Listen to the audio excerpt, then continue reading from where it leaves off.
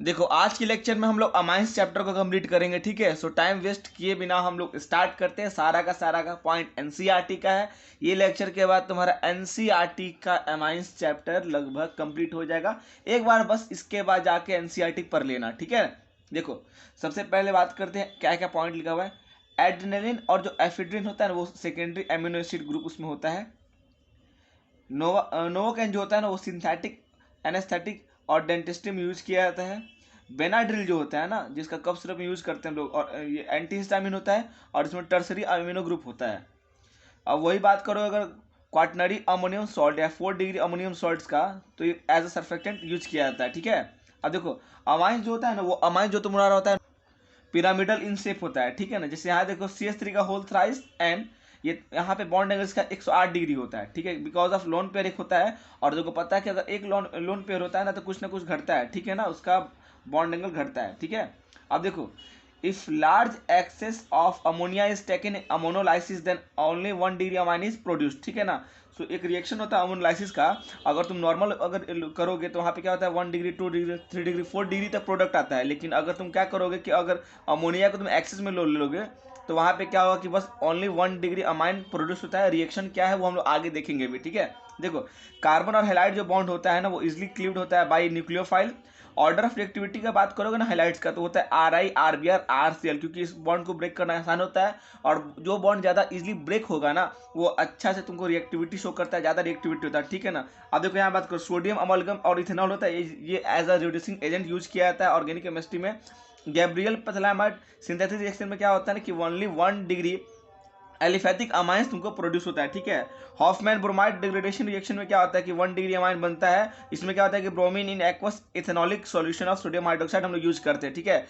Aniline and aryl amines are usually colorless but becomes colored on storage due to atmospheric oxidation, ठीक है। याद रखना कि aniline और एराइल अमीन जो होता है वो तुमको यूजुअली कलरलेस होता है, लेकिन कलर्ड हो जाता है जब उसको हम लोग स्टोर करते हैं और उसमें एटमॉस्फेरिक ऑक्सीडेशन होता है, तो ठीक है इसको ध्यान रखना। देखो यहाँ लिखा है एसाइलेशन जो होता है ना वो न्यूक्लियोफिलिक सब्स्टिट्यूशन रिएक्शन है, product obtained by acetylation reaction, ठीक है। अब देखो बेंजेनामाइन है प्लस इथेनोइक एनहाइड्राइड है, इसको रिएक्ट करोगे तो यहाँ पे एनफिलाइड इथेनामाइड, इसको एसिटानिलाइड बोलते हैं, ठीक है।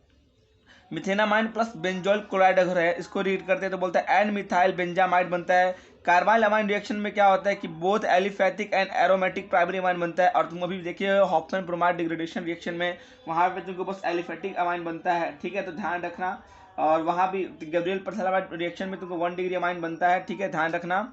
और देखो quantitative evolution of nitrogen is use in estimation of amino acid and protein, ठीक है। जब क्या होता है कि नाइट्रोजन का जो इवोल्यूशन होता है तो उसका क्वांटिटी चेक करके हम लोग पता कर सकते हैं कि वो एमिनो एसिड या प्रोटीन है, ठीक है।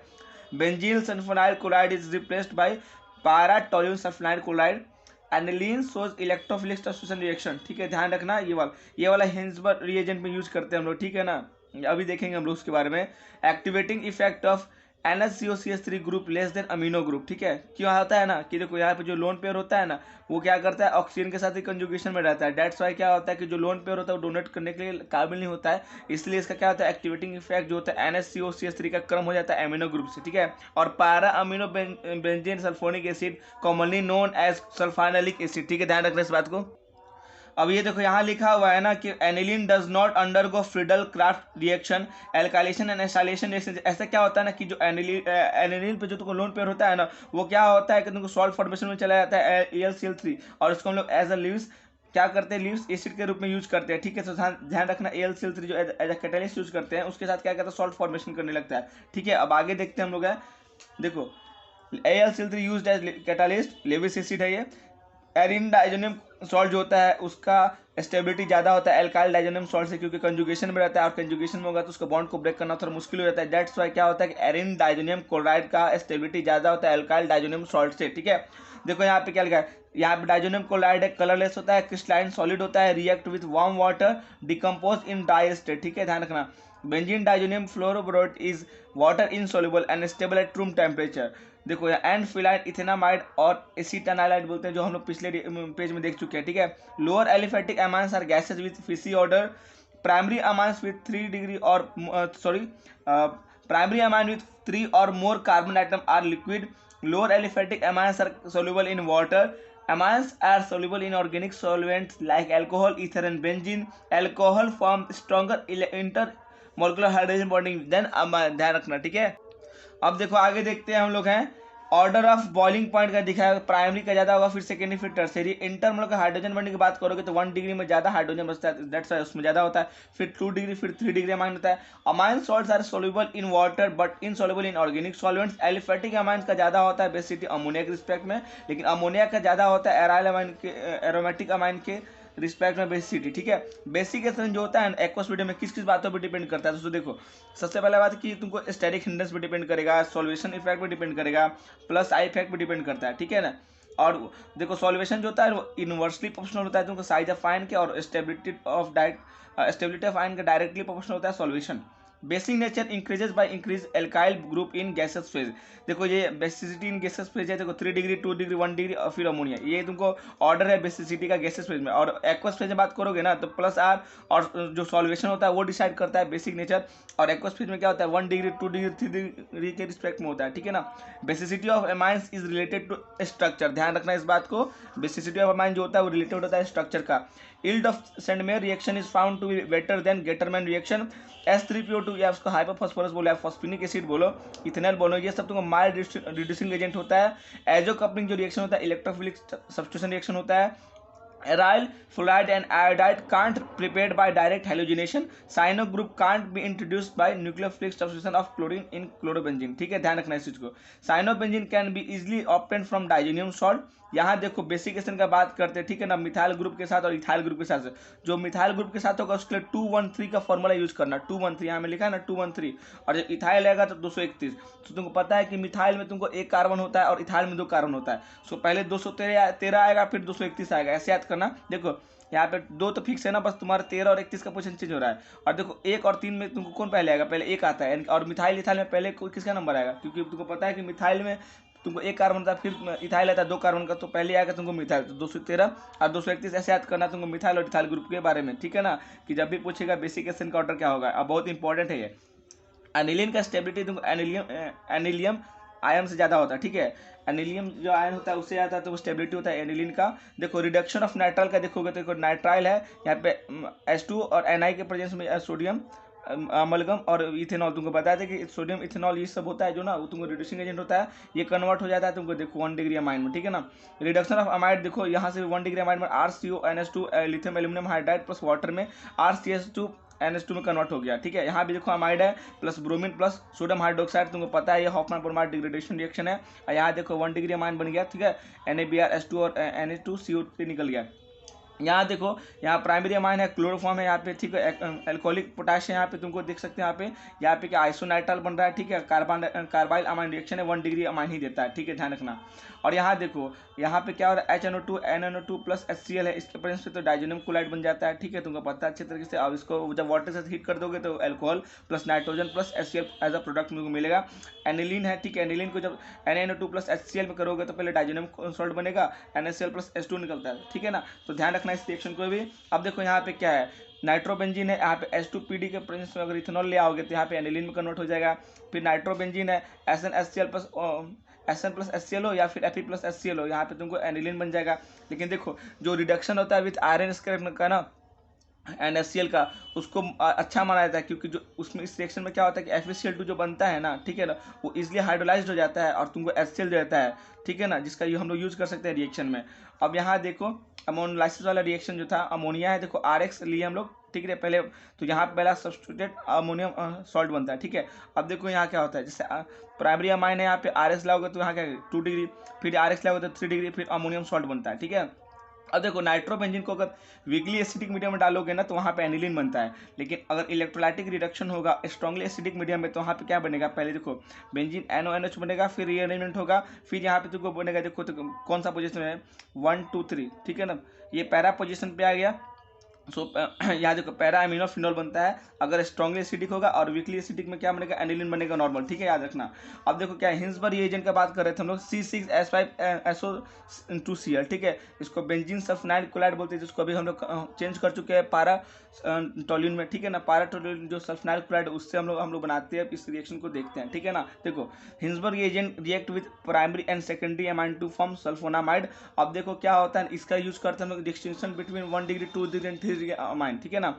अब देखो जैसे क्या है कि बेंजीन SO2Cl है, यहाँ पे क्या कर रहे हैं हम लोग 1 डिग्री अमाइन यूज कर रहे हैं, तो यहाँ देखो एन इथाइल बेंजीन सल्फोनामाइड बन रहा है जो सॉल्युबल होता है अगर 1 डिग्री हुआ तो, क्योंकि यहाँ पे क्या होता है जो हाइड्रोजन अटैच होता है ना नाइट्रोजन ग्रुप से, ठीक है, नाइट्रोजन ग्रुप सल्फोनामाइड के साथ में, वो स्ट्रांगली एसिडिक होता है, ठीक है, क्योंकि इसका जो इफेक्ट होता है ना बहुत ज़्यादा इलेक्ट्रॉन विड्रॉइंग होता है, डेट्स पे क्या होता है कि सॉल्युबल होता है ये जो हाइड्रोजन होता है। वही जब अगर 2 डिग्री की बात करोगे तो रिएक्ट तो करेगा लेकिन सॉल्युबल नहीं होता है, ठीक है ना, और 3 डिग्री रिएक्ट ही नहीं करता है, ध्यान रखना इस बात को, ठीक है। अब देखो क्या होता है, 3 डिग्री अमाइन है वो don't react with benzene sulfonyl chloride, ठीक है। अब देखो यहाँ पे क्या है, एनिलीन, एनिलीन जब तुम ब्रोमीन वाटर मिलाओगे तो 2,4,6 ट्राई ब्रोमो एनिलीन बनेगा, व्हाइट पीपीटी बनेगा, ठीक है ना। और यहाँ पे देखो पिरीडीन है, एसिटिक एसिड लिया होगे और एनिलीन है, तो यहाँ पे क्या होगा ना कि एसिटामाइड का फॉर्मेशन होता है, एन फिनाइल इथेनामाइड उसको बोलते हैं, एसिटामाइड है ये। और फिर जब ब्रोमीन ले आओगे अगर तुम यहाँ पे एसिटिक एसिड में, तो फिर यहाँ पे क्या होगा थोड़ा सा और वो क्या होगा कि यहाँ पे ब्रोमीन का एडिशन होगा, और जब इसको तुम क्या करोगे कि हाइड्रोक्साइल आयन और H+ के प्रेजेंस रिएक्ट करोगे तो यहाँ क्या बनेगा, पैरा पोजीशन ब्रोमो आ जाएगा, ठीक है ना। ऐसा क्यों होता है, इसको हम लोग एक्टिवेटिंग इफेक्ट ऑफ इसको बचाने के लिए करते हैं, ताकि बस एक ही पोजीशन में तुम्हारा ब्रोमीन ऐड करें हम लोग, ठीक है ना। अब देखो activating effect of NH3CH3 group is less than that of amino group, मैंने बता दिया है, क्योंकि यहाँ पे क्या होता है कि ये वाला इसके साथ कंजुगेशन बढ़ता है, लोन पर जो भी रहता है, और डेट्स बाय क्या होता है कि किसी और को दे नहीं सकता है, इसलिए क्या होता है कि ये तुमको इसका एक्टिवेटिंग इफेक्ट बोलो, वो इफेक्टिंग इफेक्ट बोलो, तो कम हो जाता है तुमको अमीनो ग्रुप के रिस्पेक्ट में, ठीक है। अब ये रिएक्शन देखो, एनिलीन HNO3H2SO4 के प्रेजेंस मिलाओगे तो यहाँ देखो नाइट्रो पोजीशन फिर मेटा, और फिर ये तुमको ऑर्थो पोजीशन बनता है, ये टेरी ऑक्सीडेशन रिएक्शन है। इसमें देखोगे ना कि यहाँ पे 51% बनता है तुमको नाइट्रो वाला, 47% बनता है तुमको मेटा वाला, और 2% बनता है तुमको ऑर्थो वाला, ठीक है ना। यहाँ देखो अगर एनिलीन है यहाँ पे एसिटिक एनहाइड्राइड और पिरीडीन ले आओगे तो देखो यहाँ पे क्या होगा, NH3CH3 बनेगा। जब इसको तुम ये इफेक्ट इसलिए किया था ना NH ये वाला रिएक्शन, ये वाला इसलिए किया था ना रिएक्शन इसका, ताकि इफेक्टिंग जो एक्टिवेटिंग इफेक्ट ना उसको मिनिमाइज किया जाए, और बस जो हम लोग को डिजायर प्रोडक्ट होता है वो हम लोग मिले। तो देखो अगर नाइट्रो पोजीशन बनाना हो, सॉरी अगर ऑर्थो प्रोडक्ट बनाना होगा, ठीक है, उसके लिए हम लोग इसका यूज करते हैं। देखो यहाँ पे बना पैरा नाइट्रोफिन एनिलीन बन गया, ठीक है। अब वहीं देखो अगर एनिलीन कम H2SO4 डालेंगे तो यहाँ पे NH3HSO4 माइनस बना, और फिर जब उसको हम लोग 453 से 473 केल्विन में रिएक्ट करेंगे तो यहाँ पे सल्फानिलिक एसिड बनता है, ये सल्फानिलिक एसिड है, ठीक है। और यहाँ पे क्या होता है कि इक्विलिब्रियम पे होता है, तो देखो यहाँ पे ड्यूटेरायन का फॉर्मेशन करता है, ठीक है ना, ध्यान रखना इस बात का। अब देखो aniline does not undergo fiddle-craft reaction, alkylation acetylation reaction, क्यों होता है, क्योंकि तुमको पता है AlCl3 के साथ क्या होता है कि वो सॉल्ट फॉर्मेशन कर देता है, और AlCl3 को एज हम लोग कैटालिस्ट और लेविस एसिड यूज करते हैं हम लोग, ठीक है ना। Due to this nitrogen of aniline acquires positive charge and hence act as a strong deactivating group for further reaction. Sandmeyer reaction क्या होता है, देखो या डाइजोनियम क्लोराइड है, अगर Cu2Cl2 HCl हो, C2Br2 HBr हो और CuCN KCN हो, सो कन्वर्ट हो जाता है, देखो क्लोरोबेंजीन में, ब्रोमोबेंजीन में, साइनोबेंजीन, नाइट्रोजन निकल जाता है। गटरमैन रिएक्शन में क्या होता है कि देखो सेम चीज होता है, तुमको डाइजोनियम क्लोराइड होता है, लेकिन यहाँ पे क्या होता है कि ये रीजन चेंज होता है, Cu/HCl या Cu/HBr होता है। यहाँ पे भी क्लोरोबेंजीन, यहाँ ब्रोमोबेंजीन, लेकिन यहाँ पे देखो कि जो प्रोडक्ट का कंडीशन है वो थोड़ा चेंज हो जाता है, ठीक है। अब आगे देखते हैं हम लोग हैं, देखो आगे क्या है कि डाइजोनियम क्लोराइड है, अगर KI ले आओगे तो यहाँ पे कोई भी रिएजेंट का जरूरत नहीं पड़ेगा, डायरेक्ट तुम्हारा प्रोडक्ट मिलेगा। देखो आयोडोबेंजीन में KCl प्लस नाइट्रोजन निकल गया, और वही डाइजोनियम क्लोराइड में HBF4 ले आओगे तो यहाँ क्या बनेगा, N2+BF4- बनेगा, अगर हिट करोगे तो फ्लोरोबेंजीन बनेगा, BF3 प्लस नाइट्रोजन। इस रिएक्शन को याद करने का तरीका है मैं बाद में बताऊंगा तुम्हें। डाइजोनियम क्लोराइड है, देखो प्लस वाटर ले आओगे तो यहाँ पे फिनॉल डायरेक्ट बन जा रहा है, ठीक है ना, नाइट्रोजन निकल जाएगा, HC निकल जाएगा। और यहाँ देखो अगर डाइजोनियम क्लोराइड है, अगर तुम यहाँ पे एल्कोहल के प्रेजेंस में ले आओगे तो यहाँ पे बेंजीन बन जाएगा, नाइट्रोजन, और यहाँ देखो एसिटल्डिहाइड प्लस HCl निकल जाएगा। और वही H3PO2 प्लस H2 ले आओगे तो यहाँ पे क्या होता है कि बेंजीन में कन्वर्ट हो जाता है डायरेक्ट में, H3PO3N2 तुमको एज अ बाई प्रोडक्ट मिलता है, और HCl भी, ठीक है ना। तो आगे देखते हैं हम लोग, देखो ये लास्ट रिएक्शन है, बेंजीन डाइजोनियम क्लोराइड HBF4 है, अगर रिएक्ट करोगे तो N2+BF4- है, NaNO2 कॉपर का कंडीशन जो अगर हिट करोगे तो यहाँ पे नाइट्रोबेंजीन बनेगा प्लस N2+Na-BF4 बनता है, ठीक है ना। सो ध्यान रखना पिछले वाले रिएक्शन थोड़ा अलग है, उसमें कुछ अलग किया गया था। वहाँ पे क्या था तुम्हारा कि देखो सेम रिएक्शन, यहाँ देखो यहाँ पे क्या था कि N2+BF4- था, हिट करते तो फ्लोरोबेंजीन बन रहा था। यहाँ पे देखो, यहाँ पे N2+BF4- है, लेकिन यहाँ पे हम लोग क्या बस हिट नहीं कर रहे, यहाँ पे NN2+Cu ला रहे हैं, तो यहाँ पे नाइट्रोबेंजीन प्लस N2+NaBF4 बन रहा है। देखो, aryl fluoride and iodide can't be prepared by direct halogenation reaction. ठीक है, अब देखते हैं हम लोग coupling reaction. Coupling reaction electrophilic substitution reaction होता है। और देखो यहाँ पे डाइजोनियम क्लोराइड है, ठीक है ना, फिनॉल यूज करिए। यहाँ पे OH के प्रेजेंस में क्या प्रोडक्ट बनता है, पारा हाइड्रोक्सी एजोबेंजीन, ऑरेंज डाई होता है। और यहाँ देखो तुमको एनिलीन यहाँ है, यहाँ डाइजोनियम क्लोराइड, इसको रिएक्ट करते हैं तो बनता है पारा अमीनो एजोबेंजीन, ये येलो कलर का डाई होता है। ठीक है ना, सो ऐसे याद करना है तुमको पूरा, ये सारा का सारा तुमको जो भी पॉइंट है NCERT का मैंने करवा दिया है, एक बार अच्छे से पढ़ लेना। मैंने जितना फास्ट इसको पढ़ाने की कोशिश किया है उसके अकॉर्डिंग थोड़ा सा अगर इधर उधर हुआ होगा तो देख लेना, ठीक है ना। बाकी थैंक यू, फिर मिलते हैं अगले लेक्चर में जल्दी। Thank you so much.